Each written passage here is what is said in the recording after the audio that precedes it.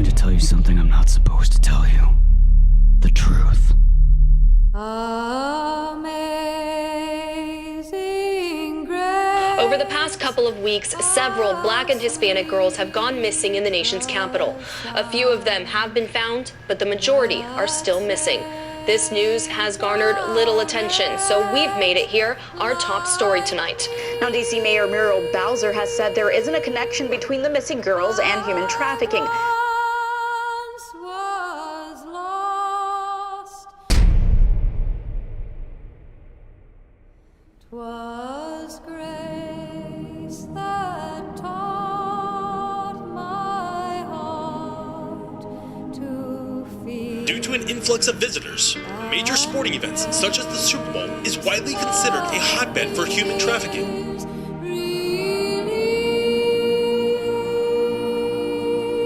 Among the 552 people arrested, those charged include 2 firefighters, a retired police officer, a Houston city employee, a college professor, and 2 Houston school teachers. I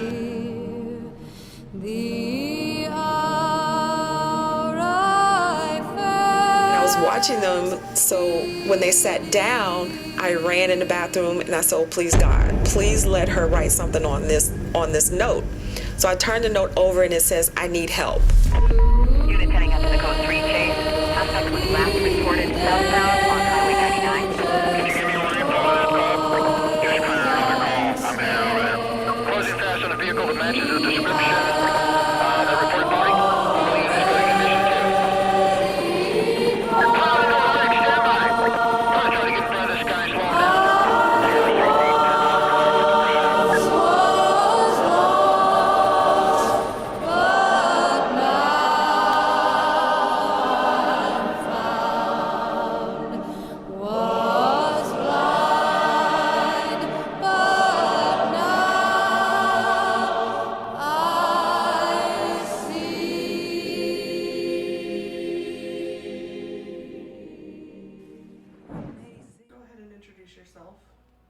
My name is Daniel Walker. I am the Chief Vision Director of the Mahalia Project. And what is the Mahalia Project? What is the Mahalia Project? The Mahalia Project is essentially a media arts empowerment LLC. We essentially work through events and media production to spread awareness and unite artists and entrepreneurs around the issue of human trafficking and modern-day slavery within the U.S. We work through these events to bring everyone together, fundraise, sell items, sell event tickets, and essentially funnel money back into the system to impact demographics and oppress people groups that fall under the umbrellas of the areas that we work in.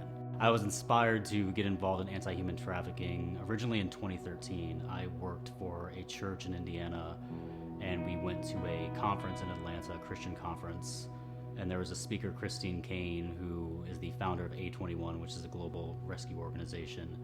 And she shared her personal story of adoption. I was also adopted. I really connected with the story and ended up buying her book. She said nothing of human trafficking on the actual stage, but the first story in her book was about them struggling to open a safe home in Thessalonica, Greece. And I was reading about the first girl that she ever worked with who was rescued out of trafficking. And the story just really broke my heart. And so I just kind of like put it on the back burner. I had a very intimate moment with God about it, been, very brokenhearted, but literally was like, I don't ever want to hear about this again. There were all these different conversations coming up, introductions being made of people that were suddenly just working at anti-trafficking or wanted me to shoot a video or interview on the topic because I was the video director for the church at the time. And the ninth reference that I got to this was our young adults group partnering with a global organization called Destiny Rescue, and we wanted to do a big event sale where essentially we raised funds to help rescue a child out of human trafficking in a third world country. And we ended up rescuing a boy named Luis from Africa, actually. And that was very shocking to me that it was a male. He was a child. And so out of that, doing all the branding and whatnot for that, we did a big promotional video. People at the church watched it. We started to leak some stuff on Facebook, and people really engaged with it. And people kind of wanted a campaign to start. And it was kind of this cool visual campaign. We put this like barcode on the on some of the stuff, and when you'd scan the barcode, it would say priceless. It was this very ironic metaphor. And And so the company and the movement originally back in the day was called Priceless. And I remember there was a video position starting to open up in Thailand with Destiny Rescue, and I was very excited. I was going to apply for it. I wanted to get out of the US. I was very disenchanted with living here. I just wanted to go be in different parts of the world and work hands-on with people in those different parts of the world. And I remember meeting with their now national director for coffee, and I was kind of just, bashing third world countries and saying, oh, well, it's horrible that these people sell their kids into this, and this happens. And he just very quickly corrected me. He was like, I need you to understand the predominance of men flying over to buy young girls for sex in foreign countries are westernized American males. And I'm like, well, operationalize that for me. What does that mean? He's like, some guy who lives in Orange County, white picket fence, Porsche, 2 kids, a wife, and a dog, flies over for sex tourism for the weekend with his boys because it's fun. And I have a background in marketing, communication, media studies, advertising, and it just really struck me of what's being taught in America, what narratives are being taught, especially to young men and young women, that allows that kind of journey to take place. Because no 8-year-old boy wakes up and says, man, when I'm 25, I'm going to fly over to Thailand and buy a 13-year-old girl for sex. It's not how it goes. And so I wanted to understand more about the actual saturation and the lessons that maybe are more nuanced or behind the scenes that we take from American media or American culture. And especially knowing it was coming predominantly from here, I'm like, well, then it has to be an American thing. So we kind of started this media movement to focus on what media was teaching about sexuality, about the human body, about confidence.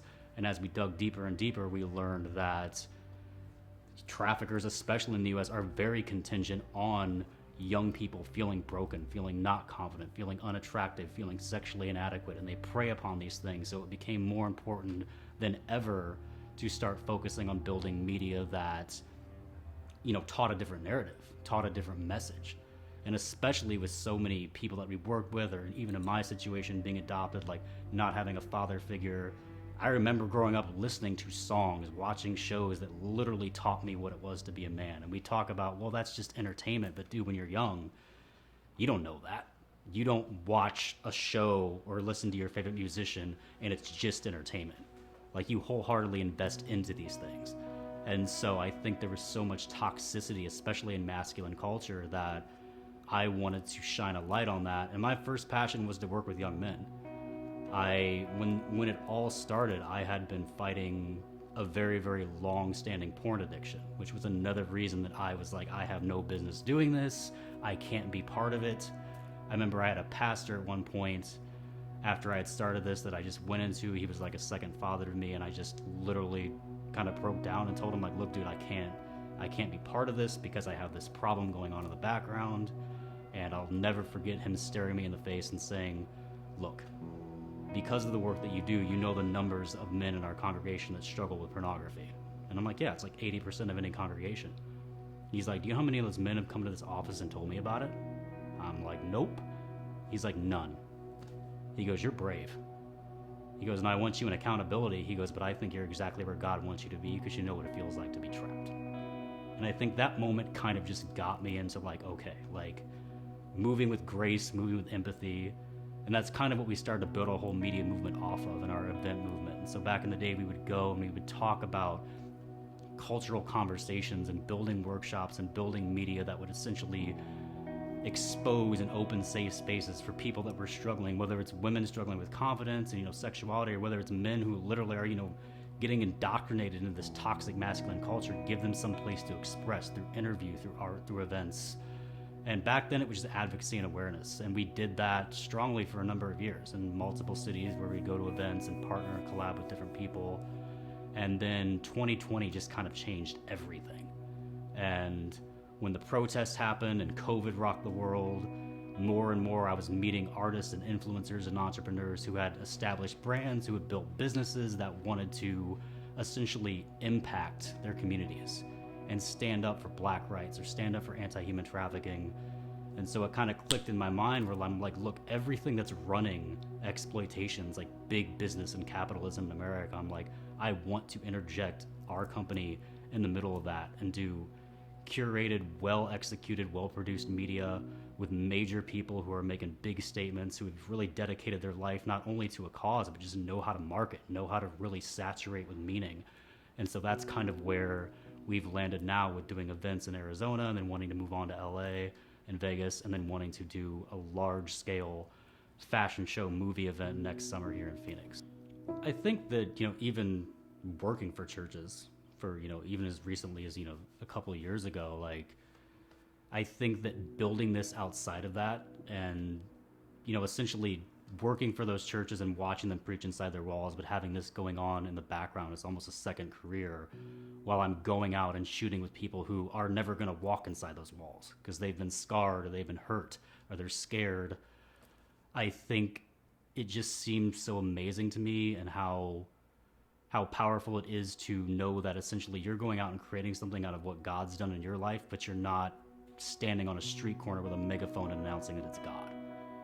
I remember we shot with a model one time who was an agnostic, I believe, and literally just told me after the shoot, he goes, dude, I would never believe that, never have thought you were like a church person. And I started to apologize and stuff because he's like, you swear, you shoot models, you do fashion. And I just remember kind of backing down and being apologetic. He goes, no, dude, I actually think it's really dope. He's like, if I had thought that church people were like you, he's like, I wouldn't have any problem going to a church. So I think that when it comes down to how we traditionally think about gospel and preaching and, connecting people with God, I think that it comes down to love. It comes down to listening. It comes down to empathy. I think that the Mahalia Project has been one of the most gospel-centered things I've ever done in my life, the biggest expression of missions work I've done, because it's not dedicated to any kind of religious or traditional idea of let's get X number of people to, say the sinner's prayer or whatever. It's about just meeting people and loving people where they are. I think that helping people heal, and I think that listening to people in a world where people largely are so distracted they don't want to listen or they're not available to listen, I don't think there's any greater example of what God was about. I mean, we have, instances in the Bible where Jesus sat with people that were the lowest of the low in culture. And so I think that when we talk about representing these people and we're really honed in on every conversation we can have, and it's something that even building Mahalia, I always want to be very intentional that we have enough staff, or we have enough team, that we're not at some, 80,000 person event and somebody feels like, oh, they didn't have space to hear me. I think taking that intimacy and having that moment with people to say, look, you're heard, you're seen, you're valued, I don't think there's any greater expression of God than that. Yeah, I mean, when it comes to, God calling you to a specific gift and thinking that needs to happen in a traditional way of serving church and whatnot, I think, again, harkening back to what I said earlier, I think one of the best forms of gospel spreading I've ever done was doing fashion shoots and, probably really outlandish, visceral content about, racism and trafficking in America. And it's not... I think the key that I've taken is the minute that we limit God and we limit the reach of the gospel to something traditional, we've actually kind of almost, taken away from it completely. It's almost seems like blaspheming to me in such a way where it's like, okay, well, this is such an abomination of what it's meant to be. And it, it's all well and good because we read it in scripture and we know, Jesus was amongst sinners, and we see that a lot of times, I think, in a 2,000 year ago context, and we're not exactly sure what that looks like now, but it's a lot of times the gifts that God has blessed us with, especially in a modern era, are artistic, different kinds of vocations and stuff that would literally force us into a world around people that are not the kind of people that are going to be in church walls.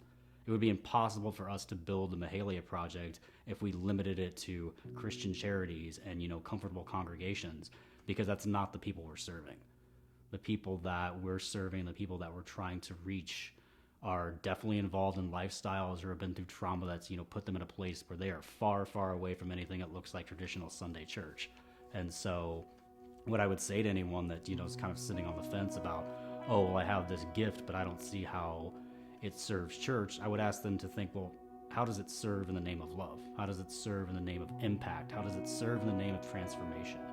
And, love or empathy or forgiveness. And if you can put those traits on it, then it's pretty damn sure that that's probably God calling you. He's just not calling you to be in a box. And I think that if we just tear that box down, it's so immensely powerful. I've often felt that there are a lot of things that have happened with traditional church, and that God has been raising up a whole new I think, army and call of people that are going to live well outside of those walls. And it's kind of like we're one of the new front lines to do this. And so I feel very honored and privileged. And it's really, really just so fulfilling and so rewarding to be able to say that we're doing this kind of work and it doesn't look traditional. And I think that's the most impacting element out of it. I am Daniel V. Welcome to church.